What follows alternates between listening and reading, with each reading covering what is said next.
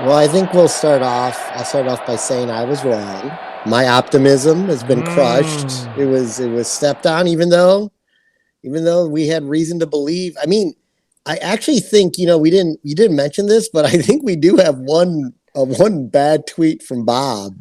Oh, That Bob's we bad should tweets. yeah, we should do a Bob's bad tweet, and it has to do with I will pull it up in time to get to that, but we will have one bad Well, Bob's tweet. you pull that up because I want to talk about Monday night in general, like how that played out, the arbitrary deadline that the owners just made up out of thin air that we had to get this deal done by. I almost feel like I wouldn't be quite as frustrated as I am now if I wasn't fooled into thinking there might be a possibility this deal was going to get done Monday night. There were numerous sources with like ramifications basically coming out of what would happen if this didn't happen and that didn't happen, and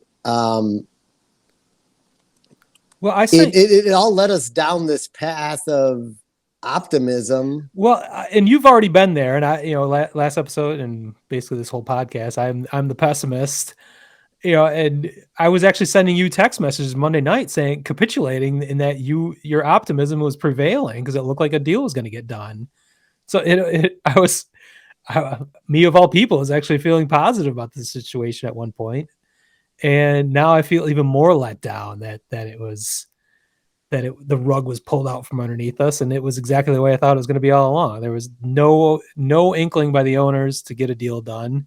They're more than happy to lose April games because they don't make much revenue off of those, and they can make that money back even if even as minimal as it would be just by expanding the playoffs, which we heard much about. We'll break that down later too. Did you find Bob's bad tweet yet? I actually think he may have taken it down, but luckily, I believe I have it in our feed, our texting feed. Bob was the leader of breaking news on Monday night, which obviously famously we have this whole segment Bob's bad tweets to defame a mediocre Twitterer. He's probably a decent journalist, but Mm. he's clearly a shill for the owners. He has some connection with the owners.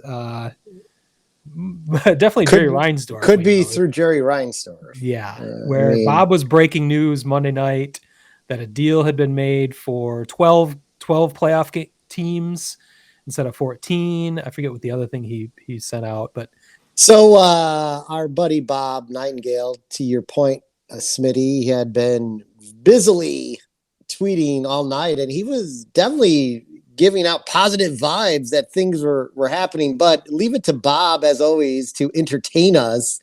And he had this to say, which you were quick to call him out on. It is now midnight, and no one is moving as the two sides moving ever so closer.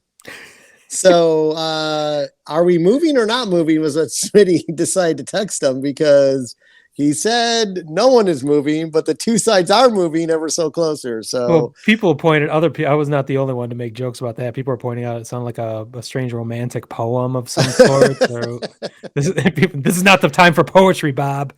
yeah. You can best So criticize something. Bob strikes again. Yeah, thanks, Bob. But he was being exalted as the one journalist that got everything right on Monday night, and it ended up he couldn't be more wrong by the end of things on Tuesday. So Which is usually how it ends up for Bob.